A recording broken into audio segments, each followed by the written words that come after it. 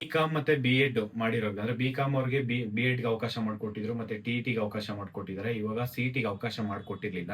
ನಾವು ಕಂಟಿನ್ಯೂಸ್ ಆಗಿ ಎಫರ್ಟ್ಸ್ ಹಾಕಿ ಮತ್ತೆ ಈ ಒಂದು ಮಿನಿಸ್ಟರ್ ಸರ್ ಇರ್ಬೋದು, ಆಯುಕ್ತರಿರ್ಬೋದು, ಕಮಿಷನರ್ ಸುರಾಳ್ಕರ್ ಸರ್, ಈ ಹಿಂದೆ ಇದ್ದಂತ ತ್ರಿಲೋಕ್ ಚಂದ್ರ ಸರ್ ಇರ್ಬೋದು, ಮತ್ತೆ ಈ ಒಂದು ಎಲ್ಲಾ ಡಿಪಾರ್ಟ್‌ಮೆಂಟ್ ಅಲ್ಲಿ ಇಲಾಖೆಯಲ್ಲಿರೋ ಎಲ್ಲರಿಗೂ ಕೊಟ್ಟು ಮತ್ತೆ ಪ್ರಿನ್ಸಿಪಲ್ ಸೆಕ್ರೆಟರಿ ಇರ್ಬೋದು, ಚೀಫ್ ಸೆಕ್ರೆಟರಿ ಮೇಡಮ್ ಎಲ್ಲರಿಗೂ ನಾವು ಮನವಿ ಮಾಡ್ಕೊಂಡಿದ್ವಿ. ಈ ಒಂದು ಬಿಕಾಮ್ ಮಾಡಿರೋರಿಗೆ ಬಿ.ಎಡ್‌ಗೆ ಅವಕಾಶ ಮಾಡಿಕೊಟ್ಟಿದ್ರು, ಟಿ.ಇ.ಟಿಗೆ ಅವಕಾಶ ಮಾಡಿಕೊಟ್ಟಿದ್ರು. ಸಿ.ಇ.ಟಿಗೆ ನಾವು ಇವತ್ತು ಡಿಪಾರ್ಟ್‌ಮೆಂಟ್‌ಗೆ ಹೋಗಿ ಒಂದು ಅದ್ರ ಬಗ್ಗೆ ಮಾಹಿತಿ ಕೇಳಿದಾಗ ಎಲ್ಲರಿಗೂನು ಬಿಕಾಮ್ ಹುಡುಗರಿಗೆ ಎಲ್ಲರಿಗೂ ಸಿ.ಇ.ಟಿಗೆ ಅವಕಾಶ ಮಾಡಿಕೊಡ್ತೀನಿ ಅಂತ ಹೇಳಿದ್ದಾರೆ. ಎಲ್ಲಾ ಒಂದು ಬಿಕಾಮ್ ಆಸ್ಪಿರೆಂಟ್ಸ್ ಏನಿದ್ರ ಮುಂದೆ ಎಲ್ಲರೂ ಟೀಚರ್ ಆಗೋದಕ್ಕೆ ಒಂದು ಅವಕಾಶ ಇದೆ. ಎಲ್ಲರೂ ಚೆನ್ನಾಗಿ ಓದ್ಕೊಳ್ಳಿ.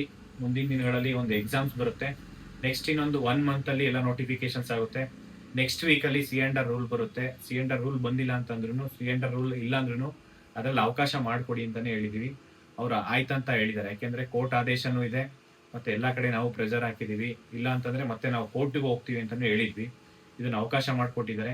ಎಲ್ಲಾ ಬಿಕಾಮ್ ಆಸ್ಪಿರೆಂಟ್ಸ್‌ಗೆ ಒಳ್ಳೇದಾಗ್ಲಿ. ಇದರಲ್ಲಿ ಮುಂದೆ ನಿಂತ್ಕೊಂಡು ಎಲ್ಲದಕ್ಕೂ ಸ್ಪಂದಿಸಿ ಇದು ಸ್ಟೂಡೆಂಟ್ಸ್ ಅಂದ್ರೆ ರಾಹುಲ್ ಇರ್ಬೋದು ಮತ್ತೆ ಅವರ ಸ್ನೇಹಿತರು ಅಕ್ಸಾ ಸಂಘಟನೆಯಲ್ಲಿ ಎಲ್ಲರೂ ಸಪೋರ್ಟಿವ್ ಆಗಿ ನಿಂತ್ಕೊಂಡ್ರು. ಮತ್ತೆ ಸರ್ಕಾರ ಡಿಪಾರ್ಟ್ಮೆಂಟ್ ಎಲ್ಲರೂ ಸಪೋರ್ಟಿವ್ ಆಗಿ ನಿಂತ್ಕೊಂಡು ಈ ಒಂದು ಬಿಕಾಮ್ ಹುಡುಗರಿಗೆ ಒಂದು ನ್ಯಾಯ ಸಿಕ್ಕಿದೆ. ಎಲ್ರಿಗೂ ಒಳ್ಳೇದಾಗ್ಲಿ.